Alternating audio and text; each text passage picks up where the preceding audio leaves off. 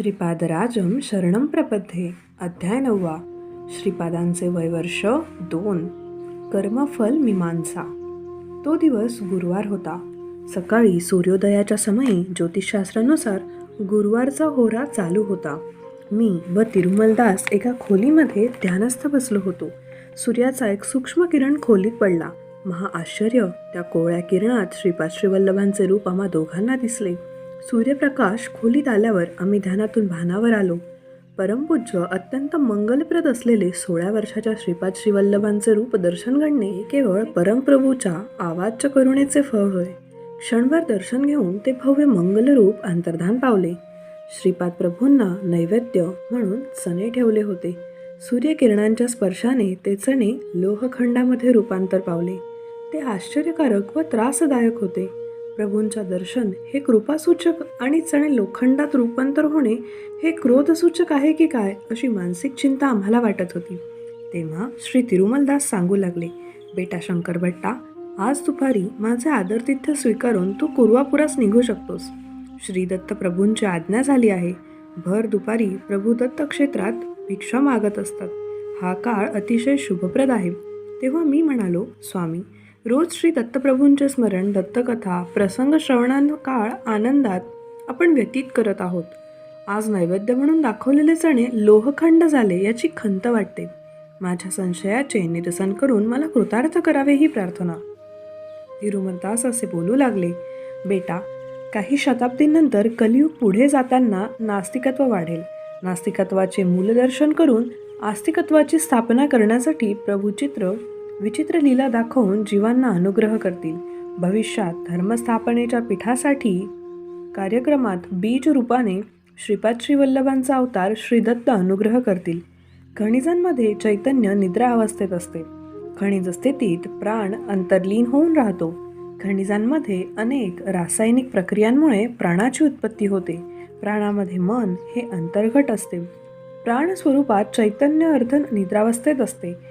हे तुला वृक्षांमध्ये स्पष्ट दिसेल. मादक द्रव्याच्या सेवनाने मनुष्य त्याच्या देहात या स्थितीचा अनुभव घेतो. प्राणशक्ती रूपाने व्यक्त झालेले चैतन्य उत्क्रांतीने विकसित होऊन मनाच्या माध्यमाने कर्म करण्यास अभ्यस्त होते. ही स्थिती पशुमध्ये दिसू शकते. पशुच्या पूर्ण उत्क्रांतीनंतर तो मनुष्य म्हटला जातो. मनुष्यात मनःशक्ती पूर्णपणे कार्यरत असते. तर मानसतीत असलेले आतिमानस एक आहे, ते अंतर्लीन स्थितीत असते. मनावर योगाद्वारे परिपूर्ण मनुष्य होऊ शकतो. तो मूलाधार चक्रात असलेल्या कुंडलिनी शक्तीला कार्यप्रवण करू शकतो व सहस्रास्त्र चक्रात नेतो. तो तेथे सर्विकल्प व निर्विकल्प स्थितीत देखील प्राप्त करू शकतो आणि परमज्योती स्वरूप असलेल्या श्री गुरुश्री तादाम्य स्थितीचा अनुभव होतो. त्या स्थितीमध्ये अर्वाचनीय आनंदाचा अनुभव होतो. मात्र त्याची वर्तणूक महासंकल्पाला अनुसरून असते, म्हणून तो कर्मबंधनापासून अलिप्त असतो. त्या महासंकल्पाचे स्वरूप अचिंत्य, अकल्पनीय व महाप्रचंड वेगवान असते. अतिमानस हे केवळ त्या प्रभूंचेच आहे. प्रत्येक क्षणास कोट्यावधी प्रार्थना श्रीपाद श्रीप्रभू करत असतात. ते धर्मसंबंध असलेल्या प्रत्येक प्रार्थनेस प्रचिती देऊन दुःख निवारण करतात. धर्मबद्ध असलेल्या प्रत्येक इच्छा ते पूर्ण करतात. मानवाच्या मनाचा वेग कूर्मगतिवित असून श्रीप्रभूंच्या अतिमानसाचा वेग महाप्रचंड व कल्पानतीत आहे. प्रकाशाचा वेग पण त्याच्या अतिमानस वेगापुढे कमी पडेल. मानव आणि कुठल्याही प्राण्याने केलेल्या लहानशी प्रार्थना प्रभूच्या अगणित दिव्य तेजपुंजापर्यंत पोहोचतेच. समस्त दृश्य शक्तींचा आधार प्रभूच आहेत. त्याच्या लोकातीत प्रकाशवलय त्यांचा नित्य प्रकाशमान शरीरातून बाहेर पडत असतो आणि हा पडणारा प्रकाश ज्योतिपुंज असून दुसरे काही नाही.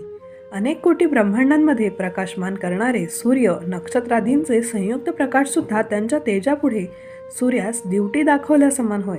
बेटा, हेच श्रीपाद श्रीवल्लभांचे खरेखुरे स्वस्वरूप तत्व होय.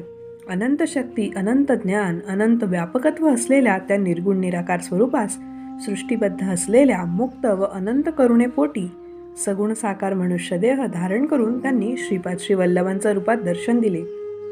हे जाणण्यासाठी मानवास परिपूर्णता आणि व्यापकता असली पाहिजे. श्रीपाद श्रीवल्लभांचे दिव्य स्वरूप, जशी मानवाची दिव्यकत्वाकडे प्रगती अनिवार्य आहे, तसेच देवसुद्धा अनंत परिमिती ओलांडून निरस्थान येतात. यास अवतरण असे म्हणतात. ही एक निरंतर चालू असलेली योगक्रिया आहे. सृष्टीमध्ये सत्याची स्थापना झाली की ती स्वयंसिद्ध प्रयत्नरहित कार्य करत असतात. सत्य, ज्ञान, अनंत स्वरूप असलेल्या श्रीपाद श्रीवल्लभांना सत्याच्या दृष्टीमध्ये स्थापना करण्याच्या संकल्पाने दिव्य भव्य अवतार घेतला. ते साक्षात दत्तप्रभू होय. मी नंतर म्हणालो, स्वामी, आपल्याशी चर्चा करीत असताना मला कितीतरी नवीन विषयांचा उलगडा झाला, तरी श्रीपाद प्रभूंचा अंत लागला नाही. त्यांचे दिव्य व भव्य चरित्र कसे लिहावे व काय भाष्य करावे हेच मला समजत नाही. तुम्ही सत्याच्या प्रतिष्ठापनेबद्दल सांगितले. मी मूर्ती प्रतिष्ठापनेबद्दल ऐकले आहे, पण सत्याच्या प्रतिष्ठापनेबद्दल ऐकलेले नाही. तरी याबाबत कृपा करून विस्तारपूर्वक सांगावे. तेव्हा श्री तिरुमलदास म्हणाले, प्रिय शंकर भट्टा, प्रभूंच्या चरित्र लेखनासाठी तुझे नियोजन झाले आहे. तुझ्या संपर्कात येणाऱ्या श्रीपादांच्या भक्तांचे अनुभव व्यवस्थित लेखणीबद्ध कर. तुझ्या भाष्याची आवश्यकता नाही. श्रींचे चरित्र व स्वतःच तुझ्या लेखणीच्या माध्यमातून तू लिहून घेशील. या बाबतीत तू आणखी विचार करणे व्यर्थ आहे. मनुष्य नाना प्रकारे अन्न सेवन करतो. सेवन झालेले अन्न आपोआप पचन होऊन शरीरास शक्ती प्रदान करते. या पाचन क्रियेमध्ये मनुष्याची मनस्थिती व बुद्धिमत्ता नसते. मनुष्याची जबाबदारी केवळ अन्न ग्रहण करणे एवढीच. नंतर अन्न पचवणे व शरीराला शक्ती प्रदान करणे हे निरोगी शरीराचे कर्तव्य आहे. म्हणजे तुझे कर्तव्य अन्न मिळवणे हे आहे. भोजन केलेले अन्न पचन करणे व शक्ती प्रदान करण्याचे कर्तव्य हे शरीराचे आहे. मनुष्यात मन असल्या कारणाने तो अधिक स्वातंत्र्याचा आनंद लुटतो आणि बरोबर व चुकीची कृती करण्याची संधी असते. पण शरीरास ते स्वातंत्र्य नाही. त्याने पचन योग्य अन्न पचवले पाहिजे व शरीरात शक्ती संपादन केली पाहिजे. अन्न सेवन केलेल्या मनुष्यास इच्छा असो वा नसो त्याच्या प्रयत्नांशिवाय ती नैसर्गिक कृती पार पडत असते. याचा अर्थ शरीराला कर्तव्य नेमून दिलेले असते. शरीराला संबंधित सत्याची स्थापना झालेली असते. सत्य तत्वावर कृती घडण्याची क्रिया आपोआप आपल्या प्रयत्नाशिवाय व इच्छाशिवाय घडत राहते. निसर्ग आणि उत्पत्ती सृष्टीमध्ये सगळ्या क्रिया प्रक्रिया त्या सत्याच्या आधारे घडतात. सूर्योदय, सूर्यास्त, ऋतुचक्र, ग्रह, नक्षत्रादींचे चलन या सत्याच्या आधारावर घडले पाहिजे. या अनुल्लंघनीय, अनियमित आहेत. याच्या विपरीत करण्याचे स्वातंत्र्य त्यांना दिलेले नाही. सर्व व्यापक प्रभू सृष्टीमधील प्राणी मात्रांशिवाय करुणेमुळे त्यांनी नेमून दिलेली कर्तव्ये काही प्रमाणात शिथिल करतात. कृताकृत युगांमध्ये संकल्प मात्रे प्रत्येक सिद्धी प्राप्त होते, तर त्रेतायुगामध्ये यगाने व कर्मकांडाने सिद्धी मिळते. द्वापर युगामध्ये मंत्र व अस्त्राने प्राप्त होते. कलियुगामध्ये तंत्रशास्त्राला महत्त्व आहे. कलियुगी यंत्राने सिद्धी प्राप्त होतात. धर्मयुगास अनुसरून या बाबतीत सुलभीकरण प्रस्तावित केले जाते. लोकांची शक्ती व बुद्धिमत्ता कमी होत असल्याने सुलभतेचे धोरण ठरवण्यात आलेले आहे. निरंतर ध्यानाने श्रीपादांचे दर्शन. जे 3 अहोरात्र निरंतर श्रीपादांचा मंत्रजप व ध्यान करतात त्यांना श्रीपाद सशरीर दर्शन देऊन आशीर्वाद देतात. जरी मानवाने अधःपतनासाठी लाख मार्ग अनुसरले तरी देव त्याच्या उद्धारासाठी 10 लाख मार्ग अनुसरतो. श्री दत्तप्रभू यांचा अवतार सिद्धी, योग, अवधूत, महासिद्धी यांच्याकरवी या सृष्टीचे प्राशन करीत असतात. पूर्वयुगातील श्रीदत्त हेच श्रीपाद आहेत का? अशी बारीक शंका तुझ्या मनात बीज रूपाने असलेल्या कारणाने श्रीपादांनी तुझ्या शंकेचे निवारण करण्यासाठी नैवेद्यास दाखवलेले चणे लोहखंडामध्ये रूपांतरित केले. माता अनुसूयेने लोहखंडाचे खाण्यायोग्य चणे केले होते. मी या युगातील प्रत्यक्ष दत्त आहे याची आठवण करून देण्यासाठी त्यांनी असे केले. यात अजून एक गर्भातीर्थ आहे. तुझ्या कुंडलीत गुरु नीच स्थितीत म्हणजे मकर राशीत आहे. गुरुग्रहाचा व चण्याचा संबंध आहे.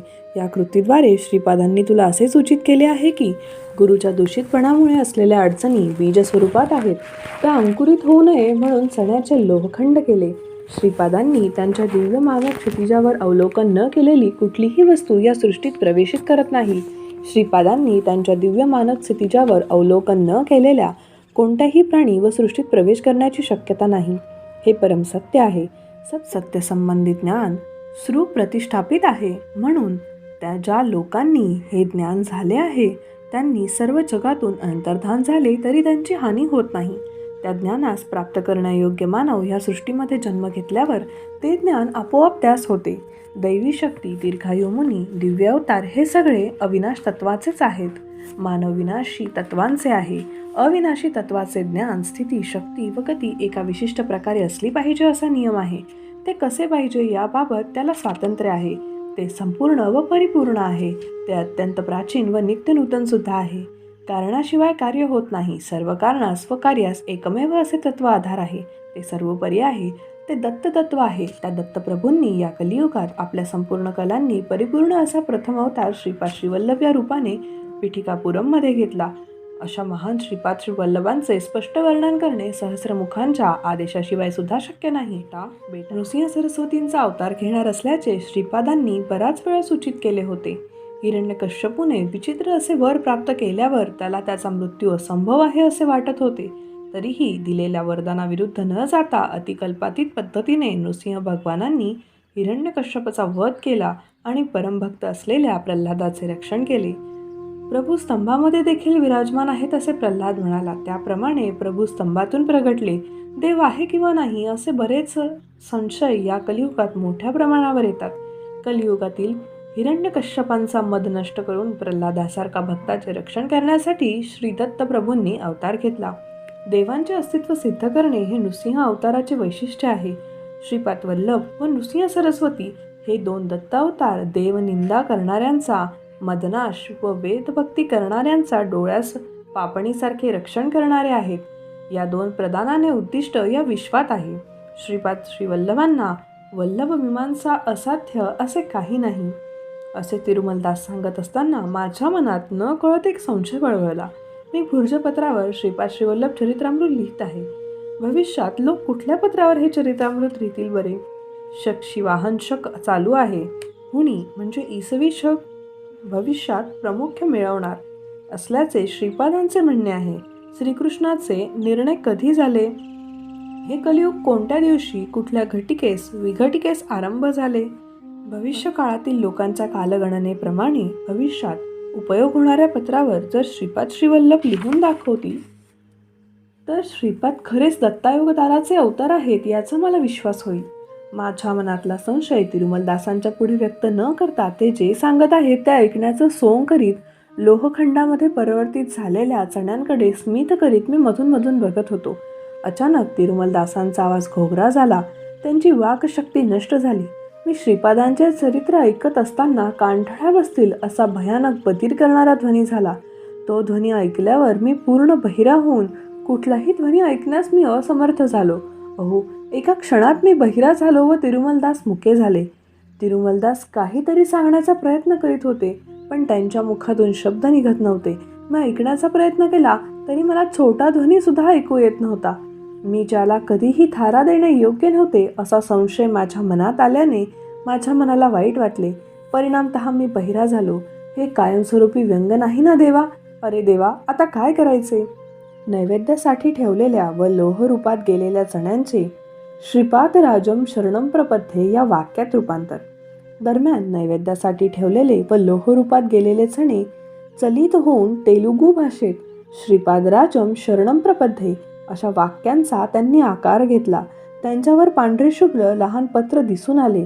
आम्ही बघता बघता त्या पत्राचा आकार वाढून दीर्घ चौकोनी आयताकार झाला. ते भुर्जपत्रापेक्षा जाडीने अतिशय पातळ होते. हाताने स्पर्श करतात ते स्पर्शास मृदू वाटत होते. त्यावर काळ्या रंगाची अक्षरे उमटली. तेलुगू लिपीत त्यावर असे लिहिले होते: श्रीकृष्णाचे निर्णयास ख्रिस्तपूर्व 3102 साली फेब्रुवारी 18 तारखेस रात्री 2:27:30 झालेले आहेत. ते प्रथमामी नाम संवत्सर चैत्र शुद्ध प्रतिपदा शुक्रवार अश्विन नक्षत्र होते. श्रीकृष्ण निर्णयानंतर कलियुगाचा प्रवेश झाला. माझ्या अंगास दरदरून घाम फुटला होता. माझ्या शरीरातील सर्व पाणी घामाद्वारे बाहेर पडत होते. शरीरात अति कंपायमान झालेले होते. श्रीपाद श्रीवल्लभ अदृश्य रूपाने येथेच आहेत अशी माझी खात्री झाली. मनात विचार आला की काय माझे दुर्दैव, मी कुर्वापुरात जाणे दूरच राहिले. श्रीपाद श्रीवल्लभांनी नरसिंह अवतार धारण करून माझा वध केला तर काहींना आश्चर्य वाटावयास नको. वस्त्र धुवून पिळून वाळात टाकत असतील तसे श्रीपाद शंकरभट्टास धुवून वाळात टाकत आहेत अशी आज्ञा तिरुमलदासांना झाली की मी काय करू? भगवानांनी आज्ञा केल्यावर तिरुमलदास नक्की मला वस्त्रासारखे दगडावर आपटून पिळून वाळून टाकतील. ब्रह्मज्ञानासंबंधी विषयाचे आपण आत्मज्ञानी आहोत याचा हाव आणून क्वचित गुरु आपल्या शिष्यास वर्गबोध करतात. द्रव्यजन हेतूने शिक्षणाचा शिष्यांचा प्रशंसा पण करत असतात. तो शिष्य अमक्या गुरुने माझी प्रशंसा केली आहे या अहंकाराने निर्भीत असतो. अशा प्रकारे गुरु शिष्य दोघेही दोषपात्र असतात. रजक कुलात जन्म झालेल्या तिरुमलदासांच्या करवी ब्रह्मकुला उत्पन्न अशा माझ्या ब्रह्मज्ञानाचा बोध होणे हे श्रीपादांचे चातुर्य होय. परिसरातील इतर रजक आपल्या वृष्टीमध्ये निमग्न होते. ते या गहन विषयासंबंधी चर्चा करीत नव्हते व ते तशा गोष्टी समजूही शकत नव्हते. ते काहीही असो, श्रीपाद श्रीवल्लभ माझे एकमेव आश्रयस्थान होते. मी तिरुमलदासांच्याकडे पाहिले. त्यांचे मुख शांत होते व ते ब्रह्मतेजाने झळकत होते. नंतर माझ्या मनात असे वाटले की तिरुमलदास ब्राह्मण असून कलंकित मन असलेला मी रजक आहे. नैवेद्यात दाखवलेले व लोह स्वरूपात झालेले चणे हळूहळू पूर्वावत झाले. मी समजलो की श्रीपादांनी मला क्षमा केली. काही वेळाने ते शुभ्रप्रत्र अदृश्य झाले. तिरुमलदास म्हणाले, बेटा शंकर भट्टा, कलियुग हे लोहयुग आहे. अशुद्धीचे मिश्रण असलेले असे हे युग आहे. माझ्या देहवासना नंतर काही काळ मी हिरण्य लोकात वास करून श्रीपादांच्या आज्ञेनुसार पुन्हा महाराष्ट्र देशात मला जन्म घ्यावयाचा आहे. हॅलो महोदय, श्रीपादांनी तुम्हाला हा देह सोडल्यानंतर दुसरा जन्म घेण्यास सांगितला. कृपा ती हकीकत मला सांगावी व मला कृपकृत करावे. तिरुमलदास म्हणाले, एकदा मी श्रीपादांच्या महात्म्यांच्या घरी धुतलेली वस्त्रे घेऊन गेलो तेव्हा सुमती महाराणीचे मामा श्री अवतारधानी श्रीपादांच्या कडेवर बसून खेळवत होते व दत्त दिगंबरा दत्त दिगंबरा दत्त दिगंबरा अवधूता असा घोष करीत होते. तेव्हा श्रीपाद 2 वर्षाचे बालक होते.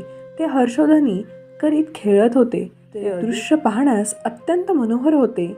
अनायाने माझ्या मुखातून श्रीपाद श्रीवल्लभ दत्त दिगंबरा असे निघाले. श्रीधावधानींनी माझ्याकडे वळून पाहिले. इतक्यात श्रीपाद नृसिंह सरस्वती दत्त दिगंबरा असे म्हणाले. ते साक्षात पूर्वीचे दत्तप्रभू असून कपालपटलावर सध्या श्रीपाद श्रीवल्लभ नावाने असून ते पडद्याआड गेल्यावर पुढे नृसिंह सरस्वतींच्या रूपाने येणार याची शिकवण आपल्या विशिष्ट शैलीत त्यांनी दिली होती. शिर्डी साईबाबा म्हणून समर्थ सद्गुरूंचा अवतार. श्रीपाद म्हणाले, आजोबा, नृसिंह सरस्वती म्हणून अवतार महाराष्ट्रात घेण्याचा माझा संकल्प आहे. तिरुमलदासास सुद्धा महाराष्ट्रात देशात येण्यासाठी मी सांगत आहे. श्री अवतारधानी अवाक झाले. मी म्हणालो, स्वामी, कुठल्याही स्थळी कोणत्याही रूपात व कोणत्याही जन्मात असताना सदैव माझे रक्षण करण्याचा भार तुमच्यावर आहे. मला तुमच्या बाळकृष्ण स्वरूपात अतिशय प्रिय आहे. नंतर श्रीपादांनी मला आशीर्वाद दिला. तिरुमलदासा, तुम्ही महाराष्ट्रात गाडगे महाराज या नावाने रजक कुलात जन्म घ्याल. दीनदलित व दुःखी जनांच्या सेवेत पुन्हा याल. शिथिला नगरीत साईबाबा या नावाने यवनवेशात माझा समर्थ सद्गुरू स्वरूप अवतार होईल. तेव्हा देखील तुम्हाला त्या अवतारात माझ्या अनुग्रहाची साईबाबांकडून प्राप्ती होईल. तुमची बाळकृष्ण स्वरूपावर प्रीती असलेल्या कारणाने तुम्हाला गोपाला गोपाला देवकीनंदन गोपाला या मंत्रनामाचा सतत तुम्ही घोष कराल. तुमच्या मनोमंत्रानेच मी नेहमी दर्शन देईल. तुम्ही या शरीराच्या पतनानंतर काही काळ हिरण्यलोकी राहून तदनंतर गाडगे महाराज होऊन जगत कल्याण कराल. हे तुम्हाला माझे वरदान व अभिवचन आहे. टीप: यातील प्रत्येक अक्षर सत्य झाले. श्री अवतारदानी काही वेळाने पूर्वस्थितीत आले. हे सर्व त्यांना गोंधळीत टाकणारे होते. दरम्यान सुमती महाराणींनी आपल्या मामांना हाक मारली. त्यांना मायेने पूर्णपणे आच्छादिले व पुन्हा श्रीपाद सामान्य बालक आहेत अशी त्यांची धारणा झाली. नंतर मी शंकर भट्ट म्हणालो, स्वामी, मला एक शंका आहे. श्रीकृष्णाने भगवद्गीतेत सांगितले होते की कर्माची फळे अनिवार्य आहेत. तर श्रीपाद तिथे गीतेत उल्लेख केलेल्या नियमांचे उल्लंघन न करता कर्मनाश कसे बरे करतील? सद्गुरू सत्पुरुषांस योग्यास दिलेल्या दानाचे व परोपकाराचे या कृत्यांचे फळ. तिरुमलदास म्हणाले, श्रीकृष्णांनी म्हटले की कर्मफळ अनुभवले पाहिजेत, पण ती जागृत अवस्थेतच अनुभवली पाहिजेत असे त्यांनी म्हटले नाही. मी स्वप्नावस्थेत सुद्धा अनुभवू शकतात. स्थूल शरीराने 10 वर्ष भोगावयाचे कर्मफळ मानसिक त्रासामुळे, स्वप्नामधील मानसिक व्यथांमुळे काही घटिका भोगून कर्माचे परिणाम दूर करतो. सत्पुरुषास योग्यास दानधर्म केल्याने देवतांच्या सेवेमुळे देखील पापकर्माचा क्षय होतो. देवतामूर्ती पुण्य स्वस्वरूप असून आपले कर्मफळ त्यांच्यावर ओढून घेतात व त्यांचे पुण्य आपणास देतात. पुण्यपुरुषास दिलेल्या दानधर्मामुळे किंवा त्यांची सेवा केल्यामुळे अशी आदलाबदली होते. समर्थ सद्गुरूंचे ध्यान केल्याने ध्यानाच्या माध्यमातून अशा प्रकारची अदलाबदली होते. समर्थ सद्गुरू त्याच्या शिष्यांकडून सेवा घेऊन सेवांच्या माध्यमातून शिष्याचे पाप कर्म आपल्यावर ओढून घेतात व आपले तपफल शिष्यांमध्ये संक्रमित करतात. पापकर्माची फळे कोणीतरी भोगली पाहिजेत. तथापि देव आणि दिव्य अवतारी पुरुष महातेजोमय असून प्रज्वलित अग्नी स्वरूपात असतात. त्यांनी स्वीकार केलेल्या पापकर्मास दग्ध करण्याची शक्ती त्यांच्यामध्ये असते. त्यांना आपण अर्पण केलेले पत्र, फल, पुष्पादींच्या माध्यमातून सुद्धा आपली पापकर्मे व त्यांचे पुण्य यांची आदलाबदली घडत असते. आपली आर्तता, भक्ती, शरणागती जेवढी प्रिय असते तेवढ्याच तीव्र गतीने ती आदलाबदली घडत असते. काही वेळा श्रीपाद त्यांच्या आश्रितांचे पाप कर्मफळं निर्जीव असलेल्या दगडधोंड्यांवर संक्रमित करतात. त्या दगडधोंड्यास फोडून किंवा नाना विचित्र पराक्रमाने त्या पापांचे कर्मफलांचे निर्मूलन करतात. हे विशद करणारा एक प्रसंग सांगतो. लक्षपूर्वक ऐक. श्रीपादांच्या जन्मापासून त्यांच्या घरी दुधाच्या टंचाईची समस्या होती. सुमती महाराणीला दूध पुरेसे नव्हते. त्यांच्या घरी एक गाय होती. घरातील कालाग्निशमन दत्तांच्या नैवेद्यासाठी थोडे दूध आवश्यक होते. तेवढे दूध ती गाय द्यायची. बाकी दूध आपल्या वासरांना मनसोक्त पाजायची. त्या गायीची ही एक विचित्र प्रवृत्ती होती. कालाग्निशमन दत्तास नैवेद्यासाठी ठेवलेले थोडे दूध कधी कधी नैवेद्य दाखवण्याच्या अगोदर श्रीपाद पूजा मंडळात नकळत जाऊन ते प्राशन करून घ्यायचे.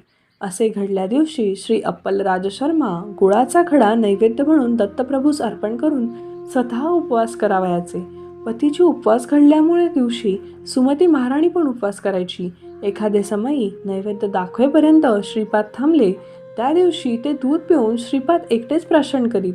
त्यांच्या परिवारात जन्मलेल्या अपूर्व व दिव्य शिशूस पुरेल एवढे दूध आपण देऊ शकतो नाही, या विचारांनी मातापिता चिंतित होते. व्यंकटप्पा श्रेष्ठी व नरसिंहवर्मा यांनी भरपूर दूध देणारी एक गाय दान करण्याचे बऱ्याचदा प्रयत्न केले. त्यांचे सारे प्रयत्न व्यर्थ ठरले. कुठल्याही स्थितीत दान स्वीकार न करण्याचे अप्पलराजांचे व्रत होते. दान केल्याने पाप होते असे त्यांचे मत होते. ते वेदशास्त्र संपन्न असून केवळ वेदसभा असल्यास त्यातून मिळेल तेवढी दक्षिणा स्वीकार करीत होते. पौराहित्यापासून मिळणारे त्यांचे उत्पन्न अत्यल्प होते. फक्त व्यंकटप्पा श्रेष्ठी व नरसिंहवर्मा यांच्याकडे ते पौरोहित्यास जात असत.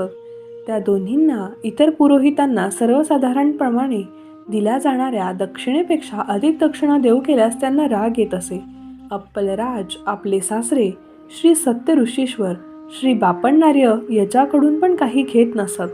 कार्तिक पौर्णिमेस सुमती महाराणीचा वाढदिवस असल्याने श्री गुरुगृही भोजन करीत.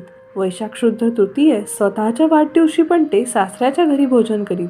कालांतराने श्रीपादांच्या वाढदिवशी अर्थात गणेश चतुर्थीस पण सासऱ्याच्या घरी जेवावयाचे ठरले. कुटुंबाच्या या दुःस्थितीचा विचार करून एके दिवशी सुमती महाराणी आपल्या पतीस म्हणाली, नाथ, माझे आईवडील संपन्न लोक आहेत. शिवाय ते नैष्ठिक क्षत्रिय संस्काराचे आहेत. मल्लादी वंश श्रीमंत असून आमचे माहेर आहे. त्यांच्याकडून एक गायीचा स्वीकार करण्यात मला काही दोष वाटत नाही. श्रीपादांना पोटभर दूध देण्याची पण आपली स्थिती नाही. कृपया आपण या विषयावर काळजीपूर्वक विचार करावा. अप्पलराज म्हणाले, सौभाग्यवती, तुझे म्हणणे बरोबर आहे. सत्य ऋषीश्वर पापरहित असल्याने त्यांच्याकडून गाय घेतल्याने दोष घडत नाही. पण या विषयास शास्त्रसंमती असणे आवश्यक आहे. अनेक महान विभूतींनी श्रीपाद दत्तात्रेयांचा अवतार आहे हे सांगितले आहे. श्रीपादांच्या जन्मापूर्वीपासून आजपर्यंत अनेक आश्चर्यकारक घटना घडत आहेत. श्रीपाद हे दत्ताचे नूतन अवतार असल्यास आपल्याला आपल्या घरच्या गायीने भरपूर दूध दिले असते किंवा दुसऱ्या स्तनामध्ये दुधाची समृद्धी झाली नसती का? एवढेच नव्हे तर मोठा मुलगा श्रीधर राज शर्मा आंधळा व त्याहून धाकटा मुलगा राम राज शर्मा पंगू आहेत. श्रीपाद त्यांचे अंग वैगुण्य नाहीसे करून विमुक्त करू शकतात ना? तू ह्या विषयाबाबतीत तुझ्या वडिलांशी चर्चा कर व श्रीपादांनाच विचार. देवाने असा गुंतागुंतीचा प्रश्न सतत निर्माण करून मला माझ्या व्रताचे उल्लंघन करावयास लावणे उचित नव्हे. सुमती महाराणी या विषयाचे निवेदन आपल्या वडिलांसमोर केले. बापण्णार्य मंदहास्य करीत म्हणाले, बेटी, हे सगळे श्रीपादांचे लीलाविलास आहेत. श्रीपाद समस्या निवारण करण्यातच पटाईत नसून समस्या उत्पन्न करण्यात पण पटाईत आहेत. श्रीपाद दत्त असल्याचे योगदृष्टीने मी जाणले आहे. आपल्या घरी समृद्धी आहे. एक गाय देण्यास माझी केवळ संमतीच नसून ते महाआनंदप्रदान आहे.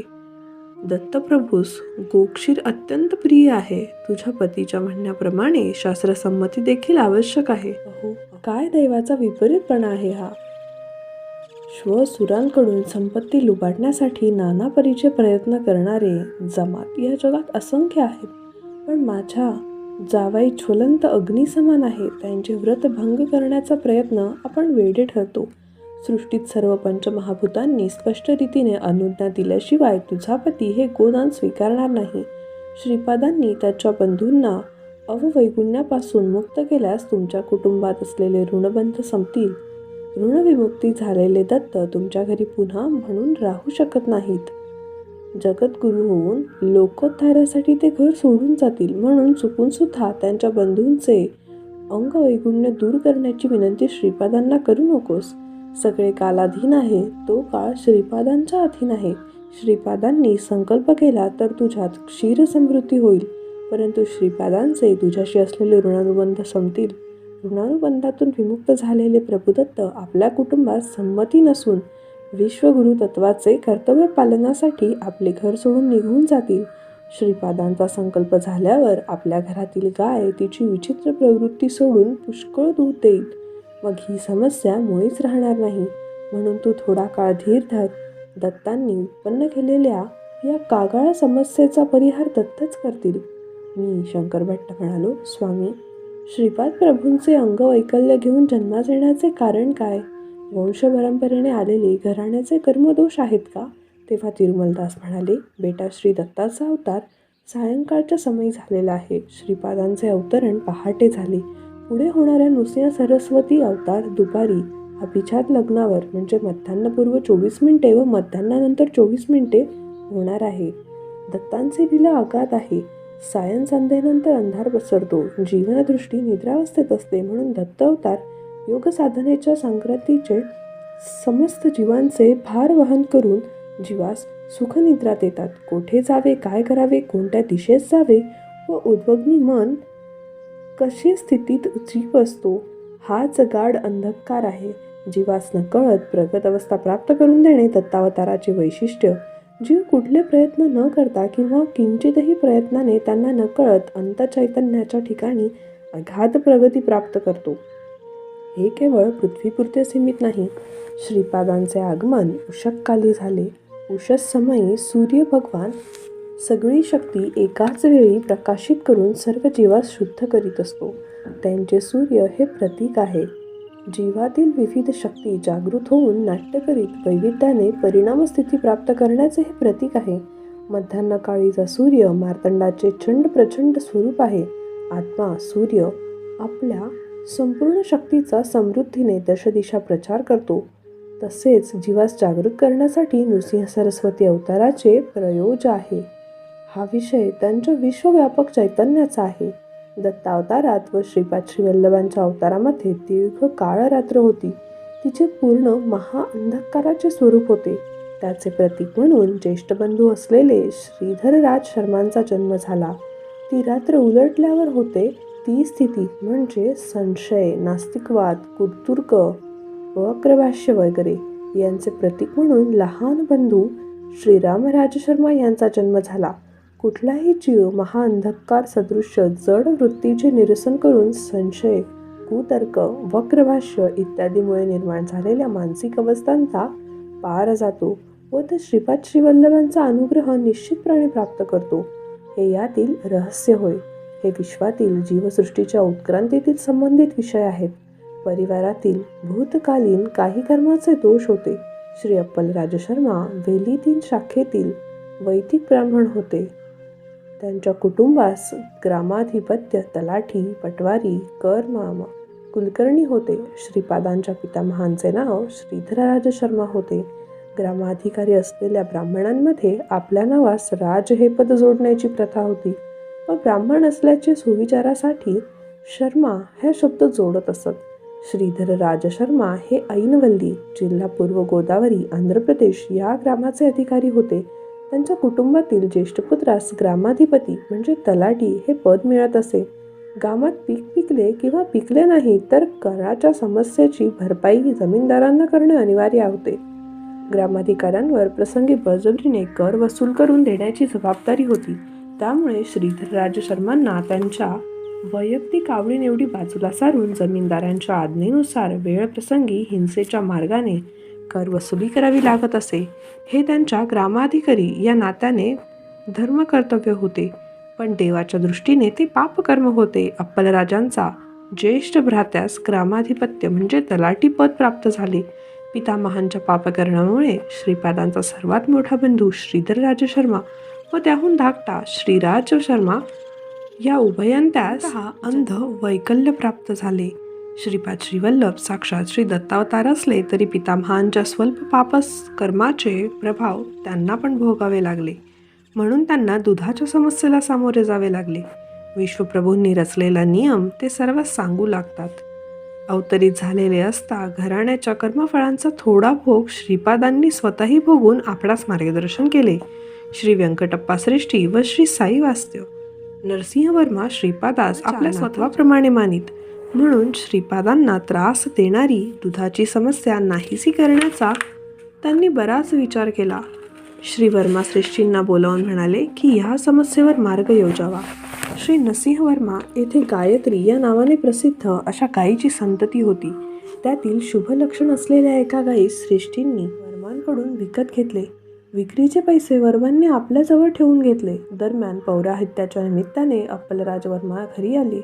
या प्रसंगी गो विक्रय करून आलेले धनवर्मा अप्पलराजास दक्षिणा म्हणून दिली. सर्वसाधारणपणे पौराहित्यानिमित्त मिळणाऱ्या दक्षिणेपेक्षा हे अधिक होते. अप्पलराज शर्मा यांनी धर्म प्रसारणासाठी जेवढे द्रव्य दक्षिणा म्हणून घ्यावयाचे होते तेवढेच घेऊन उरलेल्या रकमेचा अस्वीकार केला. वर्मांनी पण अस्वीकृती रक्कम परत घेण्यास नकार दिला. एक घरंदाज क्षत्रिय म्हणून दान दिलेले द्रव्य परत घेऊ शकले नाहीत असे ते म्हणाले. हा विवाद श्री बापटणाऱ्यांपर्यंत पोहोचला. ब्राह्मण परिषद बोलवण्यात आली. श्री परिषदेत श्री बापटणाऱ्यांनी घोषणा केली की अप्पलराज शर्मांनी अस्वीकार केलेली ही रक्कम ज्यास द्यावयाची असेल त्यांनी द्यावी. बऱ्याच ब्राह्मणांमध्ये ते धन आपणास मिळावे या हेतूने चढाओढ सुरू झाली. ती सर्व विचित्र व दुराग्रही बाब होती. तेवढ्यात पापय्या शास्त्री या नावाचा युवक म्हणाला, श्रीपाद देव अवतार नाहीत. देव असल्यास अशी विचित्र परिस्थिती कशी काय आली असती? श्री दत्तच असल्यास त्यांनी त्यांच्या दोघा भावांचे अंगवैकल्य व रक्षण का बरे केले नाही? ज्या काही घटना घडल्या त्या योग्याच्या आहेत. राईचा पर्वत करून सांगणे अपराध आहे. मी दत्तभक्त आहे. श्वेतार्क रक्षक म्हणजे पांढऱ्या रुईवर मंत्रप्रयोग करून रक्षण करण्याचे सूत्र तयार करणे गुरूंकडून प्राप्त करून घेतले आहेत. दररोज भरपूर जप मी करतो. मी कुठल्याही दान केल्याने मला कोणतेही मालिन्य येणार नाही. मी पात्र असल्याने मला ती रक्कम द्यावी. ब्राह्मण परिषदेने पापय्या शास्त्रींना ते धन दिले. त्या रकमेत एक चांगली गाय विकत घेता येऊ शकत होती. सभा समाप्त झाल्यावर विजय करवाने पापय्या शास्त्री घरी गेला. तेथे त्याचा मामा आला. त्यांच्यात औपचारिक चर्चा झाली. पापय्याने मामांना भोजनाची विनंती केली. मामा उत्तरले की मी वर्षातून एकदा भोजन करतो. सध्या भाच्याकडचे जेवण करणे जमणार नाही असे सांगून ते घाईघाईने तेथून निघून गेले. मामा निघून गेल्यावर पापय्या गाढ विचार करीत बसले. त्यांची पत्नी जवळ येऊन म्हणाली, स्वामी, आत असलेले तुमचे मामा हुबेहूब गेल्या वर्षी वारलेल्या मामासारखे दिसतात नाही का? पापय्या शास्त्री हादरून उठले. त्यांना एकच मामा होते. ते गतवर्षी निधन पावले. मग हे नवीन मामा कोण होते? त्यांची बुद्धी केवढ्यात भ्रमात बसली. मामाच्या नात्यात इतर काही नातेवाईक असले तर हुबेहूब या मामासारखे दिसणारे कोणी नव्हते. त्यांनी आपल्या मामाच्या प्रेतात्मा पाहिला होता. त्यांचे हृदय मोठ्याने धडपडू लागले. मंत्रतंत्राद्वारा त्यांना पिशाच्य भूत यांच्याशी कोणताही संपर्क नव्हता. त्यांचे उपास्य दैवतत्व असलेल्या दत्ताच्या अनुग्रहापासून पतन झाले होते काय? येणारा पुढचा काळ कष्टदायक आहे काय? मामांनी जाता जाता शीघ्र तू मला भेटायला येशील याची अपेक्षा करतो असे म्हटलेले वाक्य सतत त्यांच्या मनात विविध प्रकारे क्लेश देऊ लागले. लवकरच ते मरण पावून परलोकात त्यांच्या मामास भेटणार होते काय या विचाराने त्यांचे अंतःकरण जड झाले. ओम द्राम दत्तात्रेयाय नमः या मंत्राचा जप त्यांनी सुरू केला. ते एकाग्र चित्त होऊन युक्त भक्तीने ध्यान करू सुद्धा शकत नव्हते. श्री कुकुटेश्वराच्या मंदिरात स्वयंभू दत्तात्रेयांचे दर्शन घेण्यास ते गेले. त्यांनी दत्त ध्यान सुरू केले. ध्यानात शीर नसलेला दत्त दिसला. तेथे जप करण्याला बसल्यावरती त्यांचे मन अस्थिर झाले. आश्चर्याने प्रसाद दिल्यावर तो विष्णुमूर्ती कलशातून काढून दिल्यासारखे वाटले. अचरक हसत हसत काही म्हणत होते, परंतु पापय्या शास्त्रीस ते ऐकू येत नव्हते आणि हा प्रसाद ग्रहण करून लवकर मरून जावे.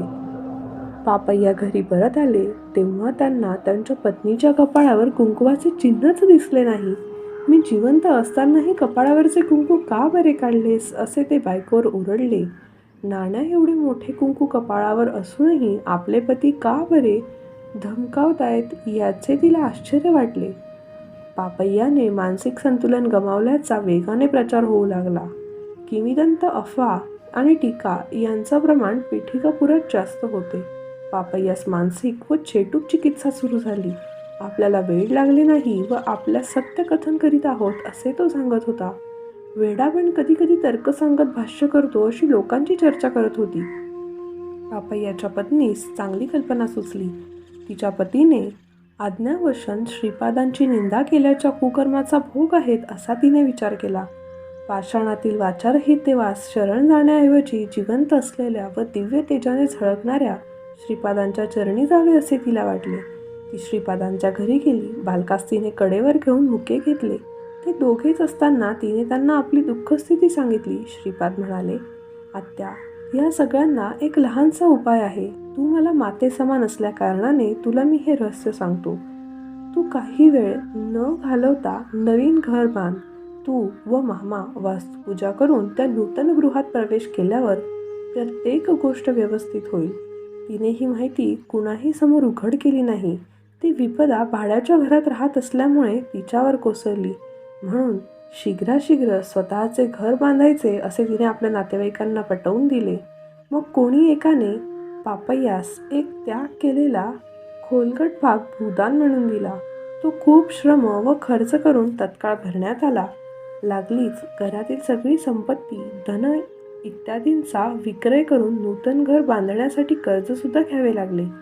पर्वतशिला आणून त्यांची शकले करून घर बांधणीत वापरण्यात आली. नूतन गृह प्रवेश केल्यावर पापय्या शास्त्री निरोगी झाले. बेटा शंकर भट्टा, पापय्याच्या मृत्यूदशा म्हणजेच शनी किंवा राहूच्या दशेला मृत्यूदशा म्हणतात, ती चालू होती. त्याची अपमृत्यूच्या संकटापासून श्रीपादांनी सुटका केली. त्याला मानसिक त्रास, अपमान, धनव्यय व इतर कष्ट देऊन संचित कर्म विध्वंस केले. एवढेच नव्हे तर पापय्याच्या कर्मांचे शिळांमध्ये आकर्षण करून त्या शिळांची शकले करून पापकर्माचा नाश केला. कर्मध्वंस करण्यास सिद्ध व अवधूत खूप विचित्र मार्गांचे अवलंबन करतात. पुन्हा निरोगी झालेल्या पापय्या शास्त्री श्रीपाद म्हणाले, तू केवढा बुद्धिहीन आहेस. तुला डोके नाही. तू मनपूर्वक आराधना करीत असलेले दत्त सशरीर स्वरूपाने तुझ्यासमोर श्रीपाद म्हणून असूनही तू ओळखले नाहीस. म्हणजेच तुझे केवढे दुर्भाग्य. कुकुटेश्वर मंदिरात असलेली पाषाण मूर्ती तुझे रक्षण करील असा तुझा विश्वास होता. मी दत्त असून तुझे संचित पाप पर्वत शिळांवर आकर्षून त्यांची शकले करून तुझे कर्म नाहीसे केले. मी तुला नूतन ग्रह देखील दिले. सशरीर असलेले ह्या दत्त अवतारावर तू विश्वास ठेवला असता तर तुझे सर्व संस्कार माझ्या शरीरावर ओढून घेऊन तुझे कर्मक्षय करून तुला वाचवले असते. भक्तांच्या भावनेवर भगवंताचा अनुग्रह फल अवलंबून असते. या लीलेनंतर पापय्या श्रीपाद श्रीवल्लभांना दत्ताचे अवतार मानू लागले. श्रीपादांच्या दुधाची समस्या श्रीश्रेष्ठी व श्रीवर्मा यांच्या सावातीत होती. ते श्री सत्य ऋषीश्वर श्री बापण्णार्य यांच्याकडे जाऊन म्हणाले, हे राजर्षी, आपण राजजनकाप्रमाणे संसारात असूनही ब्रह्मामध्ये लीन असलेले ब्रह्मज्ञानी आहात. आमचे एक छोटे सादर निवेदन आहे, ते आपण मान्य करावे. यावर श्री बापण्णार्य उत्तरले, निवेदन जाणाऱ्यांशिवाय मी माझी मान्यता कशी देणार आहे. जर ते धर्मतत्वाचे समाधान करणारे असेल तर मी नक्की मान्य करेल. तेव्हा श्रीश्रेष्ठी म्हणाले, मी श्री वर्मांकडून गायत्री नावाच्या गायीच्या संततीमधील एक शुभ लक्षणांनी युक्त अशी गाय विकत घेतली. आमचे कुलपुरोहित असलेले श्री अपलराज शर्मा यास ती गाय मी देऊ इच्छितो. त्या गायीचे दूध श्रीपादांच्या सेवेत उपयोगी असल्यास आम्हाला अत्यंत आनंद वाटेल. त्यापेक्षा आम्ही इच्छा करण्याजोगे अधिक काहीच नाही. सृष्टींचे म्हणणे झाल्यावर श्री बापण्णार्या म्हणाले, बरे बरे, ती गोमाता आमच्या घरी पाठवा. मी ती अप्पलराजास देण्याचा प्रयत्न करीन. शुभलक्षणी गायश्री अप्पलराजांच्या घरी असणे हे दाता व विग्रहण करता या दोघांच्या लाभदायक आहे. गोमातेस बापण्णार्यांच्या घरी आणले गेले. ती दान मानून घेण्यास श्री अप्पलराज शर्मांनी नकार दिला. हिमालयात सतोपद नावाचे एक क्षेत्र आहे. त्या क्षेत्रातून युधिष्ठिरांनी स्वर्गरोहण केले होते. श्री सच्चिदानंद अवधूत नावाचे महात्मा होते. त्यांचे वय काही शतकांचे होते. ते कैवल्यशृंग येथे असलेल्या श्री विश्वेश्वर प्रभूंचे शिष्य होते. श्री विश्वेश्वर प्रभू स्वतः पीठिकापुरी श्रीपाद श्रीवल्लभ रूपाने अवतरले असून त्यांचे बालरूपाचे दर्शन घेऊन कृतार्थ हो असा आदेश श्री सच्चिदानंदास त्यांनी दिला. श्री अवधूत पीठिकापुरास गेले. श्री बापण्णार्य यांचे हार्दिक स्वागत केले. श्रीपाद श्रीवल्लभांच्या स्वरूपात भगवान दत्तात्रेयांना पाहून ते धन्य झाले. त्यांच्या पुढे श्रीपादांच्या दुधाच्या कमतरतेची समस्या आणली गेली. तेव्हा अवधूतांनी ठामपणे सांगितले की अप्पलराज शर्मांनी गोदान स्वीकारले पाहिजे. श्रीपाद श्रीवल्लभ हे साक्षात दत्तप्रभूच असून व्यर्थ असलेल्या नियमांच्या बंधनात पडून प्रभू दत्तांना गोक्षीर अर्पण करण्याचे महत्भाग्य आपल्या हातून दौडू नये. ब्राह्मण परिषदेने श्रीपाद हे दत्त असल्याचा पुरावा मागितला. पंचमहाभूतांची साक्ष तुम्हाला देतो असे अवधूतांनी सांगितले. श्रीपाद हे श्रीदत्त असल्याचा पंचमहाभूतांचा साक्षी पुरावा. यज्ञ प्रारंभ झाला. एक भूमातेने बोलवून पुरावा दिला. श्रीपाद श्रीदत्त असल्या कारणाने अप्पलराज शर्मा यांनी गोदान स्वीकारणे चुकीचे नाही. श्वसुरांपासून जमातास प्रतीकपूर्वक जे दिले जाते ते दानात गणले जाणार नाही. म्हणून श्री सत्य ऋषीश्वर श्रेष्ठींकडून दान घेऊ शकतात व भेटवस्तू म्हणून जमातास देऊ शकतात. हे भूमातेचे म्हणणे होते. 2. यज्ञारंभ झाल्यावर यज्ञस्थळ सोडल्यावर इतर स्थळी पाऊस पडत होता.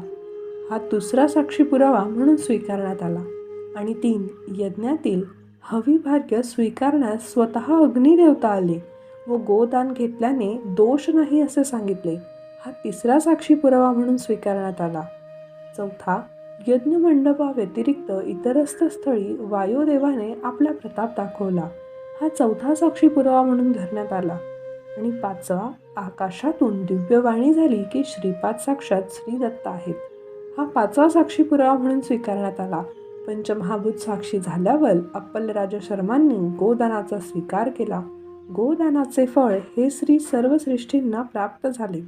त्या कारणाने गायीच्या विक्रीची किंमत नरसिंहवर्मांनी व श्री अप्पलराज यांनी देण्याचा निर्णय झाला. अशा प्रकारे श्री अवधूतांच्या उपस्थितीत श्री श्रेष्ठ व वत्सव्यायी शर्मा यांच्या वंशाला दुर्लभ अशा पुण्याचा लाभ झाला. सुमती अप्पलराजूंचा पूर्वजन्म वृत्तांत. श्री अवधूत म्हणाले, पीठिकापूरवासी लोकांना तुम्ही किती मूर्ख आहात. श्रीपादांच्या रूपात असलेले दत्तप्रभू नजरेसमोर वावरत असताना देखील तुम्ही त्यांना ओळखू शकला नाहीत. स्वयंभू दत्ताच्या पाषाण मूर्तीची हजारो वर्षे पूजा केली जाते. पाषाण स्वरूपातून जागृत होऊन प्रभूंनी श्रीपाद रूपाचे अवतारण घेतला. अवतार घेण्याची प्रार्थना करून जेव्हा ते अवतारातीत झाले तेव्हा त्यांना नाकारणे हा दोषपूर्ण आहे. माझे वय शेकडो वर्ष आहे. श्रीपादांचे दर्शन घेण्यासाठी मी हिमालयातून आलो आहे. दत्त पुराणातील विष्णुदत्त व सुशीला या जन्मी अप्पलराज शर्मा व सुमती महाराणी म्हणून जन्माला आले आहेत. कृतयुगामध्ये लाभदायक नावाचे महर्षी होते. ते दत्तप्रभूच्या विशेष अनुग्रहासाठी प्राप्त झाले. त्यांनी दत्ताकडे असे मागितले की त्यांनी श्री दत्तांना शिशु स्वरूपात पाहावयाचे होते व त्या पूर्ण परब्रह्म तत्वाचे पुत्र वात्सल्याने संगोपन करावयाचे आहे. श्री दत्तप्रभूंनी श्रीकृष्ण अवतारामध्ये त्यांची इच्छा पूर्ण होईल असे सांगितले. लाभद महर्षींनी नंद म्हणून त्यांच्या पत्नीने यशोदा म्हणून जन्म घेतला.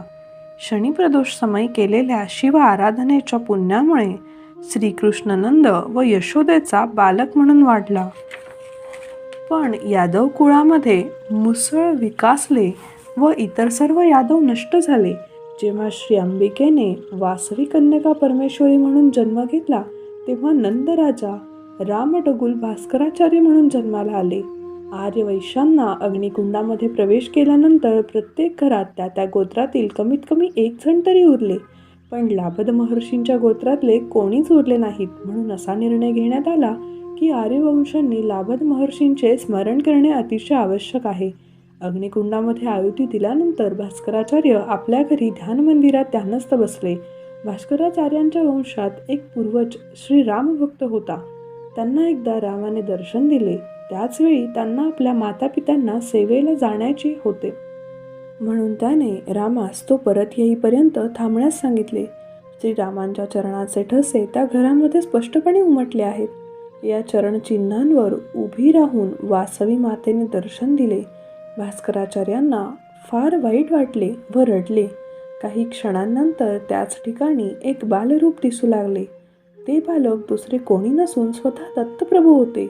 प्रभू म्हणाले, तात, मी आणि माझी भगिनी वासवी आम्ही तुमच्या नजरेसमोर बालके म्हणून संचार करीत आहोत ना? होय ना? तुम्ही तुम्हाला सोडून कसे जाणार? तुम्ही भूलोकात अवतार घेतलेले लाभद महर्षी आहात. आज तुमचे गोत्र निर्वंश झाले. विशेष पुण्य व विशेष पाप झाल्यावर निर्वंश होणे ही सामान्य गोष्ट आहे. नंदराजाच्या स्वरूपात आपल्या विशेष गुणफल प्राप्त केले आहेत. अशा महाउत्पन्न वंशामध्ये जन्म घेण्यास लायक अशा व्यक्तीच्या अभावामुळे तो वंश निर्वंश होतो. आपण आपल्या महापुण्याच्या बळावर आता भास्कराचार्याचा जन्म घेऊन वासांबिकेचा अवतार पाहू शकाल. लाभद गोत्र निर्वंश झाल्याने तुम्ही नकळत प्रक्षुब्ध झालात. मी आपणास अभय देतो की ज्या रामटकुलू वंशामध्ये तुम्ही जन्म घेतला तो कधी निर्वंश होणार नाही. तो कलियुगाच्या अंतापर्यंत राहील. माझ्या श्रीपाद श्रीवल्लभ अवतारात आपण माझ्या आजोबांच्या रूपात जन्म घ्याल. तेव्हा आपण मल्लादी या आडनावाने व बापन्नार्या व धनु या स्वनावाने प्रसिद्ध व्हाल. कलियुगाच्या अंतापर्यंत मल्लादी वंश नष्ट होणार नाही. समर्थ रामदास, शिवाजी महाराज व श्रीधर स्वामींचे पूर्वजन्म. बेटा, त्या दिवशी बृहतशिला नगरात दिलेल्या वचनाप्रमाणे आता या पिठिकापुरात घटना घडत आहेत. श्रीपादांचे सर्वात मोठे बंधू राजशर्मा यांचे अंधत्व नाहीसे होऊन ते महापंडित होतील. मृत्यूनंतर ते काही काळ हिरण्यलोकात राहून श्रीपादांच्या आज्ञेनुसार मराठा देशात जन्म घेऊन सज्जनगड येथे श्री समर्थ रामदास नावाने प्रसिद्ध होतील. श्रीपादांना दिलेल्या गोदानाचे फलस्वरूप म्हणून नरसिंहवर्मा पुन्हा पुढील जन्मी शिवाजी महाराज या नावाने छत्रपती होतील व हिंदू साम्राज्य स्थापनेसाठी प्रयत्नपूर्वक संघर्ष करतील. ते श्रीशैलमला जातील व आशीर्वाद प्राप्त करतील. ते समर्थ रामदासांचे पवित्र शिष्य म्हणून ख्यात होतील. श्रीपादांचे दुसरे मोठे बंधू राजशर्मा देखील आपल्या लंगडेपणापासून मुक्त होऊन महापंडित होतील. दिवंगत झाल्यावर ते काही काळ हिरण्यलोकात राहून नंतर श्रीधर नावाने पुन्हा जन्म घेऊन अवधूत होतील. दिव्यशक्ती अचिंत्य आणि अनुलंघनीय आहेत. मी जे काही बोलले ते अक्षरशः सत्य आहे. तुम्ही विश्वास ठेवा अथवा ठेवू नका. सत्य ते सत्यच असते.